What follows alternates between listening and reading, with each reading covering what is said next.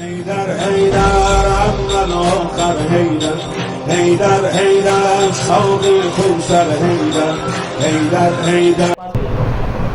ایک شخص نے آ کر مولا سے پوچھا امام صادق علیہ السلام سے کہ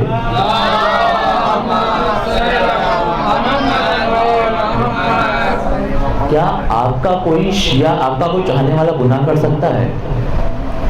مولا نے کہا کہ بہرحال انسان ہے، غلطی ہو سکتی ہے۔ پھر پوچھا گیا کہ مولا کوئی ایسا گناہ ہے کہ کوئی آپ کا شیعہ آپ کے مقابلے پر آ کر کھڑا ہو جائے؟ مولا نے کہا ہاں، حرام مال۔ اگر کسی شخص نے حرام مال کھایا ہوگا تو تھوڑے عرصے میں وہ اپنے وقت کے ولی کے مقابلے پر آ کر کھڑا ہو جائے گا۔ آپ دیکھیں ابن ملجم جنگ صفین میں مولا کائنات کے ساتھ لڑ رہا تھا، جنگ صفین میں مولا کے ساتھ تھا، یا پھر اسی وقت پھر مولا سے جدا ہوا، یا مثلا شمر کی مثال ہے کہ مولا کی رقام میں لڑا ہے لیکن کربلا میں امام حسین کے مقابلے پر آ کر کھڑا ہے۔ یہ کیا وجہ ہے کہ امام علی کا تو ساتھ دے رہا ہے، تھوڑے وقت میں اپنے ولی کے مقابلے پر آ کر کھڑا ہو گیا۔ یہ حرام مال کی تاثیر ہے کہ جب حرام مال انسان کے وجود میں جاتا ہے تو انسان اس نہج پر آ کر پہنچ جاتا ہے کہ اپنے وقت کے ولی کے مقابلے پر آ جاتا ہے۔ یہ ہماری ذمہ داری ہے۔ خدا بند مطال قرآن میں فرما رہا ہے اللہ ولی الذین آمنوا، اللہ صاحبان ایمان کا ولی ہے، یخرجہم من الظلمات الی النور، ظلم سے نکال کر نور کی وادیوں میں لے کے جاتا ہے۔ لیکن ایمان کا مطلب یہ نہیں ہے کہ انسان اپنی زبان سے بولے میں ایمان لے کر آتا ہوں، بلکہ اگر آسان لفظوں میں آج کے دور میں سمجھایا جائے، ایمان وعدے کی مانند ہے کہ انسان یہ خدا سے وعدہ کر رہا ہے کہ بہت ساری چیزیں جو دین اسلام میں آنے سے پہلے مجھ پر واجب تھی اب مجھ پہ حرام ہو گئی۔ مثلا میں نے بولا تکبیرۃ الاحرام میں اللہ اکبر، نماز کے لیے تکبیرۃ الاحرام کو تکبیرۃ الاحرام کیوں کہا جاتا ہے؟ اس لیے کیونکہ بہت ساری چیزیں اس تکبیر کے بعد انسان پہ حرام ہو جاتی ہیں۔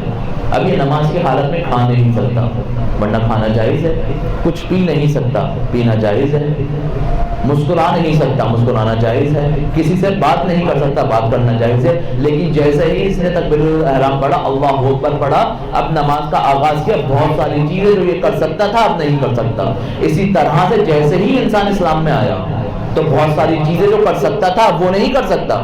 اچھا یہاں پر بہت سارے لوگ سوال کرتے ہیں دین میں جبر تو نہیں ہے، جب دین میں جبر نہیں ہے تو یہ حرام کا تصور کیا ہے؟ دین میں جبر نہیں ہے اس کا مطلب یہ ہے کہ دین اسلام کو سلیکٹ کرنے میں جبر نہیں ہے۔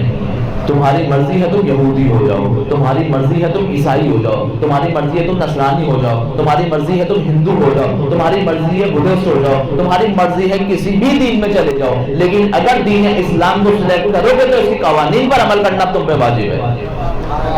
مثلا آپ اپنے بچوں کو کسی اسکول میں ایڈمیشن دلانا چاہ رہے ہیں اور بہت سارے اسکول آپ کے سامنے موجود ہیں، 100 اسکول ہیں، ان میں سے آپ نے لوگوں سے مشورہ کیا سب سے بہترین اسکول کون سا ہے؟ پتہ چلا فلاں اسکول سب سے بہترین ہے، آپ گئے اپنے بچوں کو وہاں پہ ایڈمیشن دلانے۔ اب ایڈمیشن دلانے کے بعد آپ یہ بولتے ہیں میں نے یہاں پہ ایڈمیشن دلا دیا لیکن جو میں کورس دلاؤں گا اپنی مرضی کا دلاؤں گا۔ اب اسکول میں بریک جو چاہیے مجھے 9 بجے چاہیے اور 10 بجے میرے بچے کی چھٹی ہو جانی چاہیے، تو اسکول والا کیا بولے گا؟ آپ کے بچے کا ہاتھ آپ کے ہاتھ میں دے گا اور بولے گا خدا حافظ۔ اگر ہمارے اسکول میں آنا ہے تو ہمارے قوانین کے مطابق چلنا پڑے گا۔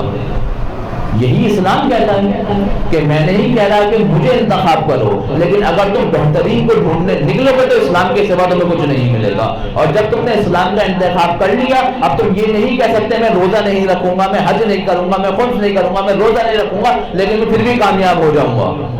ایسا ممکن نہیں ہے۔ انسان ان تمام کاموں کو انجام نہ کرے اور پھر بھی کہے کہ میں مسلمان ہوں، امکان نہیں ہے۔ مسلمان ہونے کا تقاضا ہی یہ ہے کہ انسان ان تمام کاموں کو انجام دے۔